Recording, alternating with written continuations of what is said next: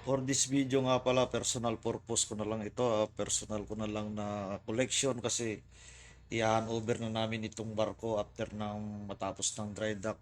So kaya ako nagkaroon ng video or kaya ako nandito ngayon dahil mag-isa ko lang at ako na lang ang duty dahil kami ay nandito ngayon sa may ah, port at magda-dry dock kami. Kami nakatali dito sa may Dunkirk or Dunkerque, France. Alongside kami. And kaya ako naman naisipan mag-video dahil ako'y inaantok and saka giniginaw. At share ko na lang din ito. O kung may manonood, di salamat. At syempre, kung wala man, at para sa akin na rin to pang personal ko. So ito nga pala, yung ilaw. Si-switch mo ito, yung mga navigational light, dahil hindi kami nakamoring or naka-anchor, hindi tumatakbo, nandito na sa tabi, so wala nang navigational light. Yan, wala na, patay na lahat. And ito purpose nito yung propeller sa harapan nitong barko. Ang barko kasi may propeller sa harapan, mayroon siyang dalawa, and sa likod bali apat ang propeller. And then yan, no, wala ka nang makikitang manubela dito sa barko. Yan, wala na. So ang manubela na sa barko ay ito na lang to. Bali, pag ginamit mo ito, kung liliko ka sa kanan, ganyan, 5 degree. So, ang barko magte-turn siya ng 5 degree. Steady mo. So, naka-steady ng 5 degree. Punta ka sa kaliwa or port side. Dito kasi sa barko, pag naka-face ka sa harapan ng barko, ang tawag dito sa gawing kaliwa mo ay port side. So, sa gawing kanan naman is starboard side. So, ganyan ang tawag namin dito sa barko. Hindi kanan o sa kaliwa. So, ayan.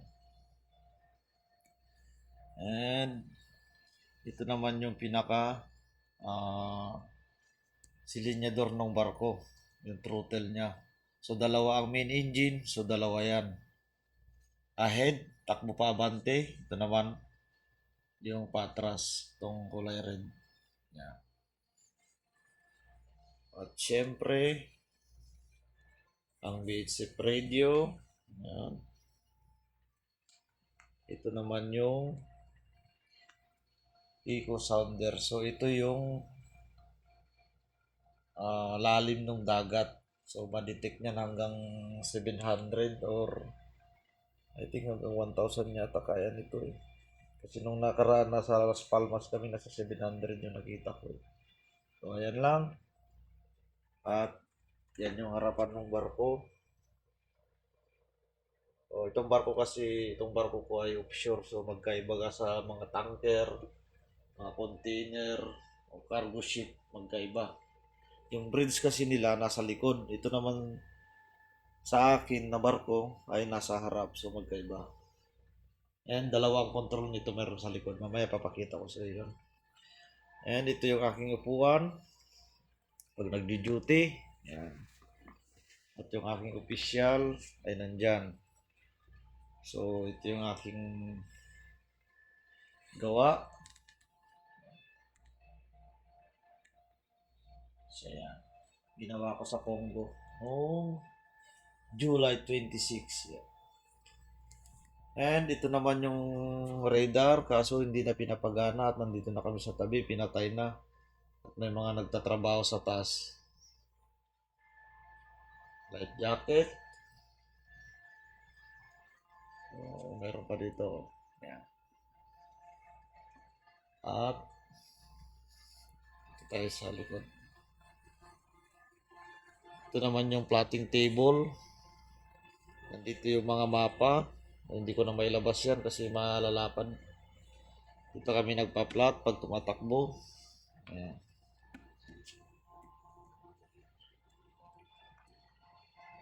And ito yung itsura nitong barko ko. Siya ito.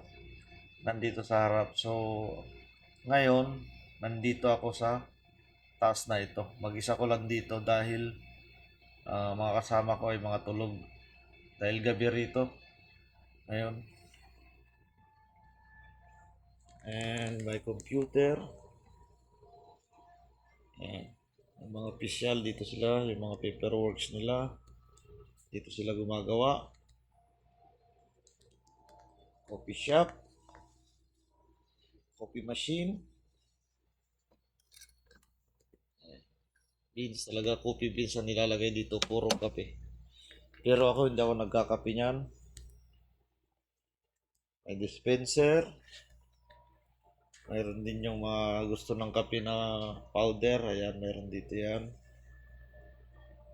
May sopa. At may toilet. And dito naman sa control na ito, yung sa DP system, yung pag ang barko hindi, kahit na may hangin o may agos, hindi siya gagalaw. So, ayan siya. Ito yung system nun. So, tayo, hindi tayo marunong yan dahil di naman tayo official. Dito rin ako nakaupo ngayon at binabantayan ko ang CCTV. So, yan ang kabuuan ng barko. May harap, sa likod, tagiliran, at sa gitna. So, ayan yung kabuuan ng barko na may mga CCTV.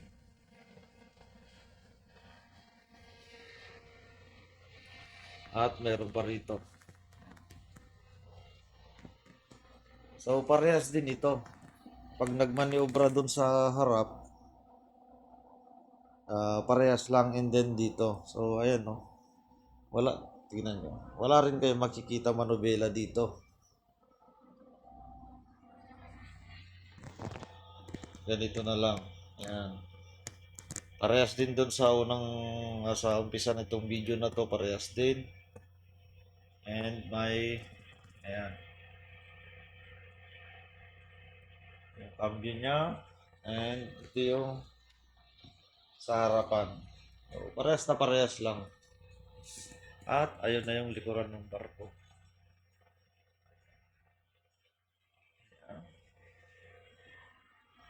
Itong gawin naman dito ay sa may winch, pero dahil dinactivate na yung winch nito kasi dati ito panghila ng barko.